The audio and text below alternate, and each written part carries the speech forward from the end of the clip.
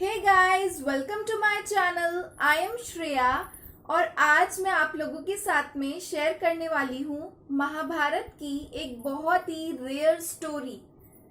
Rare story इसलिए बोल रही हूँ क्योंकि हम सब ने महाभारत देखा हुआ है, सुना है कहानियाँ महाभारत के बारे में, पढ़ी हैं कहानियाँ महाभारत की।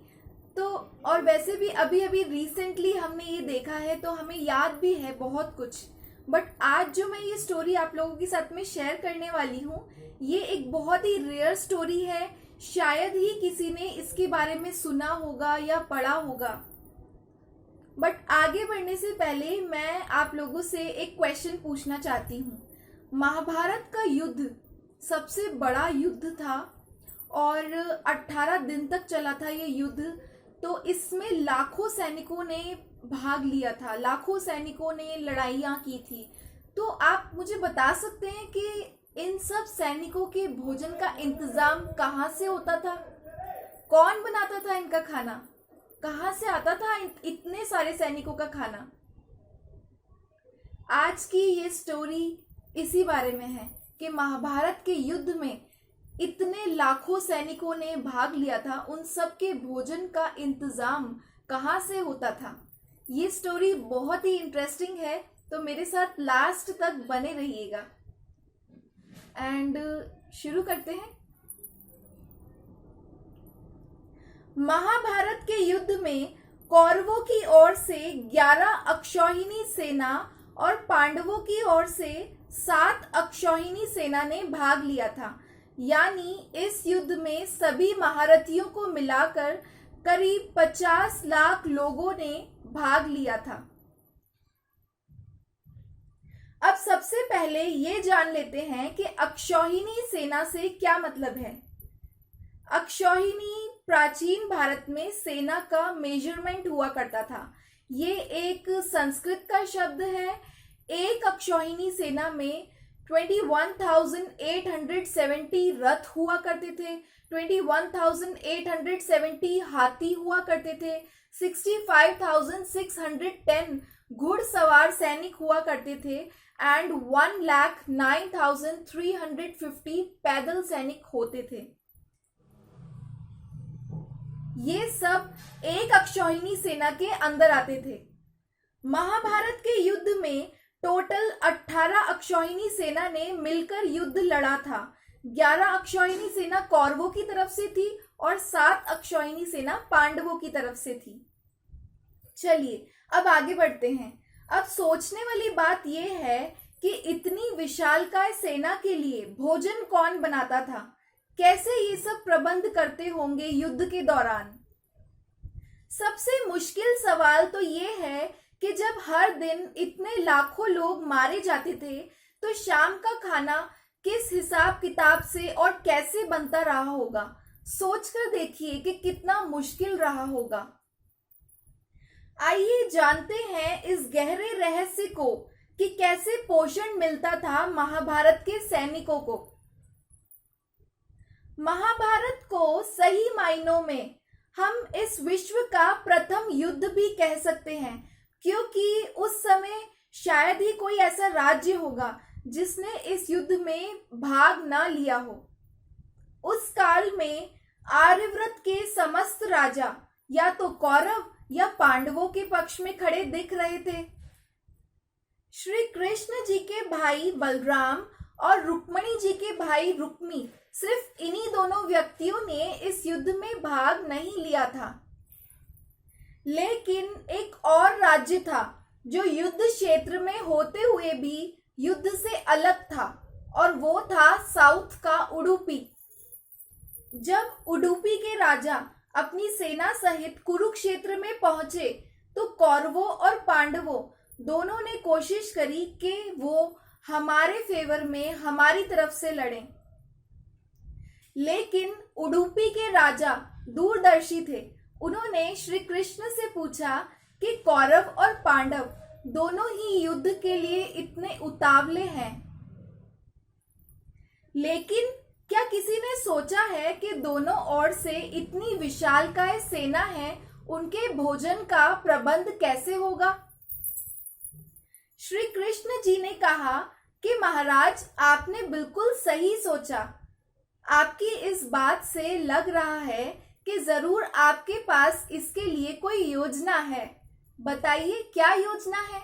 श्री कृष्ण जी अब उडुपी के राजा से पूछ रहे हैं कि आपके पास अवश्य ही कोई योजना है, तभी आपने इसके बारे में बात की है। तो उडुपी के राजा ने कहा कि सच तो ये है कि भाइयों के बीच हो रहा ये युद्ध मुझे सही नहीं लग रहा, इसलिए मेरी इस युद्ध में भाग लेने की इच्छा नहीं है।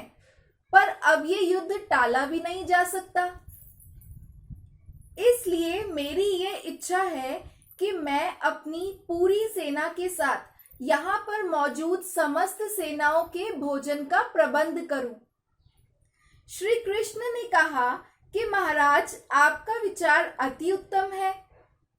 इस युद्ध में लगभग 50 लाख योद्धा भाग लेंगे और अगर आप जैसे कुशल राजा उनके भोजन के प्रबंध को देखेंगे तो हम सब उस ओर से निश्चिंत रहेंगे।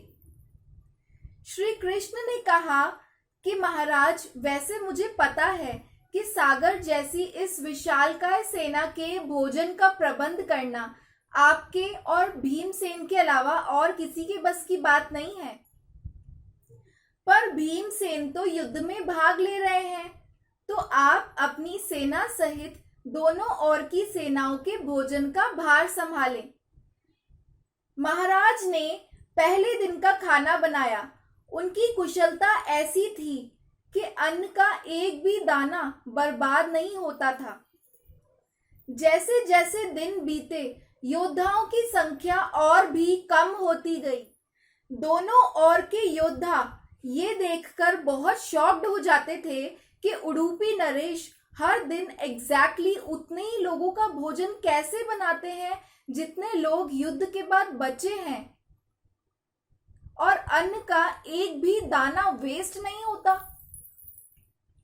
किसी को कुछ समझ नहीं आ रहा था कि महाराज को कैसे पता चल जाता है कि हर दिन कितने योद्धा मारे जाएंगे और वो उतने ही लोगों का खाना बनाते थे जितने योद्धा युद्ध के बाद बचे हैं। कैसे, मतलब कैसे? इतनी विशालकाय सेना के भोजन का प्रबंध करना पहले ही ये अपने आप में एक बहुत बड़ी बात है, और ऊपर से इतना परफेक्शन कि अन्न का एक भी दाना वेस्ट नहीं हो रहा, ये तो किसी चमत्कार से कम नहीं था। 18वें दिन युद्ध समाप्त हुआ। पांडवों के राज्याभिषेक के दिन महाराज युधिष्ठिर से रहा नहीं गया और उन्होंने उडुपी नरेश से पूछ ही लिया।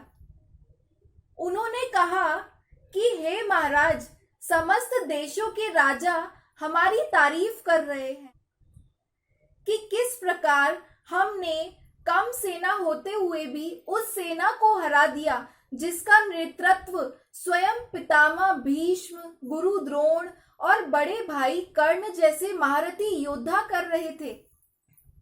मुझे लगता है कि हम सबसे ज्यादा तो आप काबिले तारीफ हैं, क्योंकि आपने इतनी विशाल सेना के भोजन का प्रबंध किया और ऐसा प्रबंध किया कि अन्न का एक भी दाना वेस्ट नहीं हुआ। मैं आपसे इस कुशलता का रहस्य जानना चाहता हूं। उडुपी नरेश ने कहा, सम्राट, आपने जो ये विजय पाई है उसका क्रेडिट आप किसे देंगे? तो महाराज युधिष्ठिर ने कहा कि श्री कृष्ण जी के अलावा इसका क्रेडिट और किसको जा सकता है? अगर वे ना होते तो कौरव सेना को हराना तो इम्पॉसिबल था। उडुपी नरेश ने कहा कि हे महाराज, आप जिसको मेरा चमत्कार कह रहे हैं वो तो श्री कृष्ण जी का ही प्रताप है। ये सुनकर वहां जितने लोग प्रेजेंट थे वो सब शॉक्ड रह गए। फिर उडुपी नरेश ने इस रहस्य पर से पर्दा उठाया। उन्होंने कहा, हे महाराज, श्री कृष्ण हर रोज रात को मूंगफली खाते थे। हर रोज उनके शिविर में मूंगफली गिन के रखी जाती थी और उनके खाने के बाद भी गिन के देखी जाती थी। वे जितनी मूंगफली खाते थे उसके ठीक 1000 गुना ज्यादा सैनिक अगले दिन मारे जाते थे। फॉर एग्जाम्पल, अगर श्री कृष्ण ने 50 मूंगफली खाई तो महाराज समझ जाते थे कि अगले दिन 50,000 सैनिक मारे जाएंगे युद्ध में। इसी अकॉर्डिंग अगले दिन का भोजन बनाया जाता था। यही रीजन था कि अन्न का एक भी दाना, एक भी दिन वेस्ट नहीं हुआ। दोस्तों, हम सब जानते हैं कि महाभारत के युद्ध में जीत किसकी हुई थी? पांडवों की। लेकिन ऐसा क्यों हुआ? कभी सोचा है क्यों पांडव जीत गए और कौरव हार गए, जबकि कौरवों के पास पांडवों से ज्यादा सेना थी? कौरवों के पास पितामह भीष्म थे, गुरु द्रोणाचार्य थे जिन्होंने सबको शिक्षा दी थी, पांडवों को भी और कौरवों को भी। वो गुरु भी कौरवों के साथ थे। कर्ण थे, बड़े बड़े महारथी थे उनकी सेना में। फिर क्यों कौरव हार गए और पांडव जीत गए? महाभारत का युद्ध स्टार्ट होने से पहले दुर्योधन ने श्री कृष्ण से उनकी पूरी नारायणी सेना मांग ली थी और अर्जुन ने केवल श्री कृष्ण को मांगा था। उस समय श्री कृष्ण ने अर्जुन से मजाक करते हुए कहा, हार निश्चित है तेरी, हरदम रहेगा उदास। माखन दुर्योधन ले गया, केवल छाछ बची तेरे पास। तो इस पर अर्जुन ने कहा, हे प्रभु, जीत निश्चित है मेरी, दास हो नहीं सकता उदास। माखन लेकर क्या करूं जब माखन चोर है मेरे पास? अर्जुन ने एक निर्णय किया, श्री कृष्ण चाहिए। आगे सब श्री कृष्ण ने स्वयं कर दिया। आप पहला निर्णय तो सही करिए। श्री कृष्ण से अच्छा सारथी और कोई नहीं हो सकता। प्रश्न युद्ध का हो या जीवन का, क्या समझे? So guys, that's all for this video. I hope you liked today's video and found it to be helpful. If yes, then please show me your support by giving this video a big thumbs up and do subscribe to my channel. Don't forget to share my videos among your family and friends. Wish you all the very best and thank you so much for watching.